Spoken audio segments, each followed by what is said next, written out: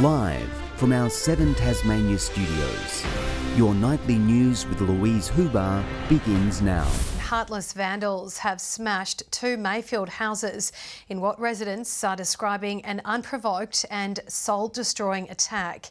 Police say the ugly dispute escalated and a shot was fired into the air. Such senseless destruction that for Susan Nicholson is as heartbreaking. Just destroying. It is absolutely destroying. As it is unexplainable. Why do this to someone's home? The residents returned from the local footy last night to find almost every window in their home smashed, along with cars, plants and a power box. Chris has been in his house for 33 years. He's never been subjected to anything like this. Damaged with bats or pieces of wood. Now begins the clean-up of what police are calling a neighbourhood dispute, which also saw another home targeted less than 50 metres away. Boards shield the full damage. A car was also destroyed. I just think there was an ongoing short-term dispute which got out of hand. So out of hand, the suspected vandals fired a shotgun into the air before fleeing in a silver BMW. Authorities are yet to track down. My belief is that the firearm was in the vehicle drove off. We haven't located the vehicle, that's why we're appealing for the public. It's the 4th shooting in Launceston in just over a week. Tasmania Police says the spike in local gun crime is concerning, but tackling the issue hinges on public tip-offs. What we want is the information of illegal firearms, homemade firearms, and firearms in the hands of people who we all know should not have them. Garth Burley, 7 Tasmania News. Peter GUTWEIN has rejected claims his plans to fix the Tamar River are stuck in the mud. The Liberals today tipped more cash into the troubled waterway as Labor kept its focus on hospitals. It wouldn't be an election without a trip to the Tamar. In 2018, $95 million was poured into fixing the river. More than 70% of the sewerage load will be reduced. Peter GUTWEIN was back again today. $8 million towards ensuring that we can continue with river use and access.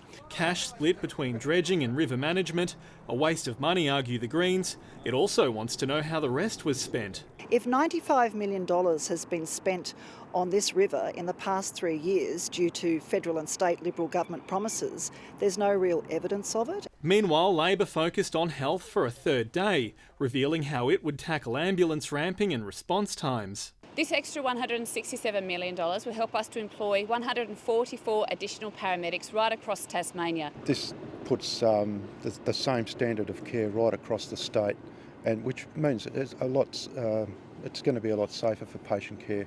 Sunday's campaigning didn't end there, the Premier returning to announce $8 million to boost building skills, as the construction sector warns the project pipeline is backing up. We want to build a high-vis army. We need to get that work done. We need to ensure that we're getting houses out of the ground. His former colleague Sue Hickey has her own plan for that. The Independent wants a $100 million interest-free loan for social housing builders. It will immediately build 400 homes, and then as the people and the loans are repaid back, it'll free up more capital to build more homes. Sean McComish, 7 Tasmania News. Temperatures have plummeted across Tasmania, with snow blanketing peaks across the state. While some enjoyed the early taste of winter, icy conditions caused traffic chaos at MAYFIELD, where police were called in to help rescue trapped travellers. Cars stuck, brought to a halt in an icy traffic jam. As heavy snow fell at MAYFIELD, emergency crews helped free around 30 vehicles stranded on the park's narrow roads. Luckily, there were no injuries or crashes in the chaos. Tasmanians waking up to an unseasonably cold day. This noted lower levels is unusual for this time of year. Temperatures are well below average, in the order of sort of 2 to 6 degrees below average across the state, so certainly not average conditions by any stretch. At Cradle Mount and the Devils were less than impressed by the wintry blast. The Central Highlands blanketed, and it was a white blur on our peaks and even at waterfalls. Mount Wellington seeing the first major dump of the season. For these Queenslanders on holiday, it was just slightly colder than home. Beautiful. It's fantastic. First time I've ever seen it, that's for sure. What's the temperature in Queensland at the moment? 30 degrees. 30 degrees. So it's first time that the kids are seeing snow in their life, so it's amazing. And those travelling from Melbourne to Devonport on the Spirit of Tasmania were in for a wild ride. Massive swells pummelling the ship as it fought through the waves. All shipping stopped, apart from the Spirit. Tasmania's west coast also battered by bumpy seas. We did see a maximum on the Cape Sorel wave buoy of around about 16.5 metres.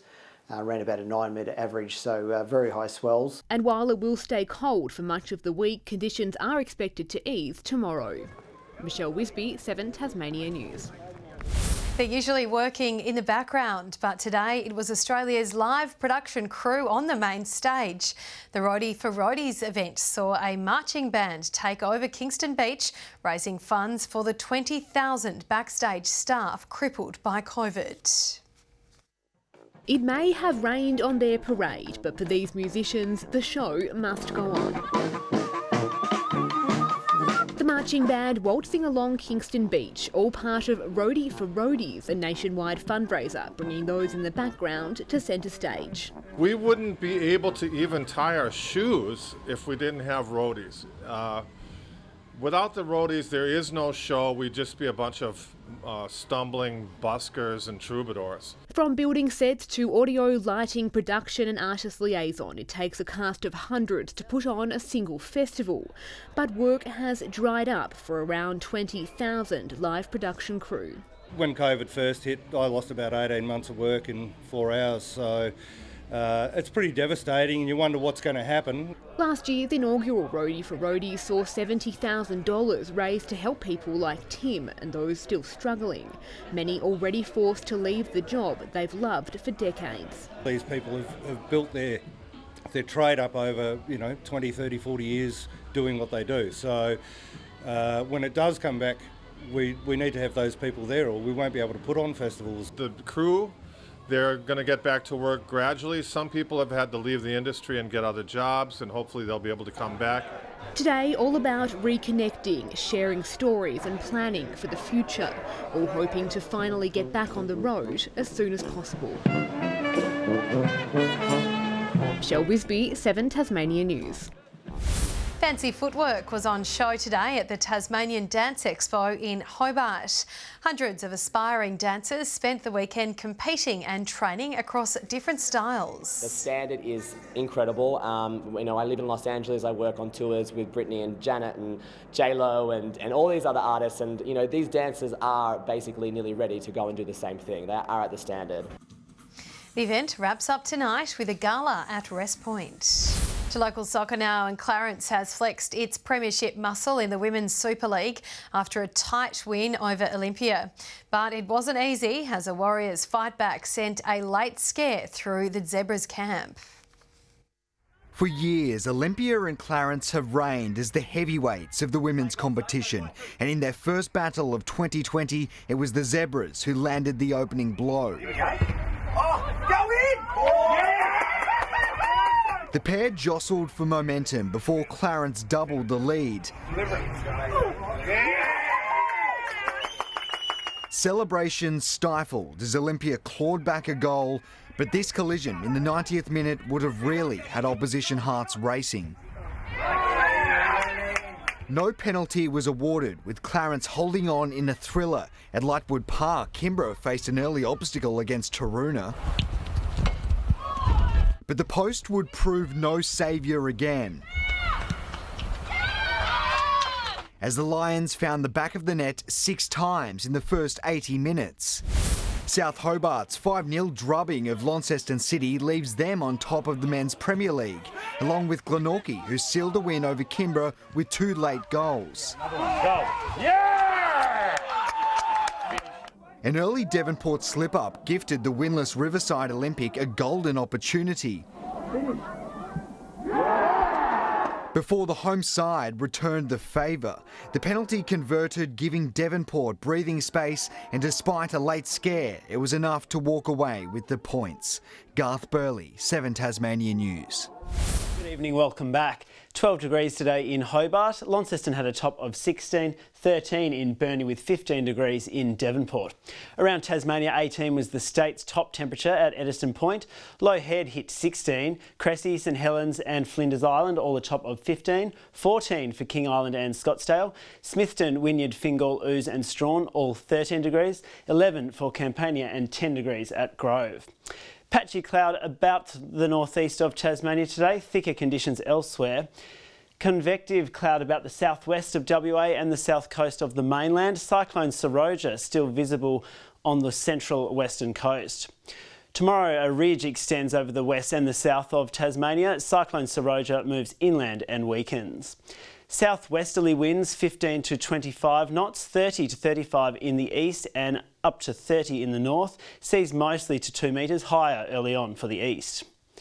There's a gale warning for the upper eastern coastal waters, a strong wind warning for northern and eastern waters, a sheep graziers warning for the south and the east, as well as a minor flood warning for the upper Huon River. A few showers in the south tomorrow, 16 in Hobart, 15 for Dover and Ouse, 17 in Launceston and Devonport, 16 for Scottsdale, cloudy conditions throughout, 17 for Burnie, 16 in showers at Strawn, Stanley 18, 16 at St Helens, showers for Swansea 15 degrees and 15 at Ross. Showers in the north early on Tuesday, extending statewide later on. Wednesday sees showers across the north and the west as well as central parts, possible showers elsewhere with similar conditions expected again on Thursday. Around Australia tomorrow, 24 and rain in Perth, a sunny 22 for Adelaide, showers in Melbourne 17, 21 in Sydney, 24 for Brisbane, a nice and sunny day there with 32 the top for Cairns. And at the moment it's 8 degrees in Hobart, 10 in Launceston and 11 and clear in Devonport. That is all for the weekend in Weatherloo. Beautiful, thank you for that, Sam. And that's all your news for now for this Sunday evening. Thanks for joining us this weekend. Kim and the team will join you tomorrow night. Have a lovely evening. Good night.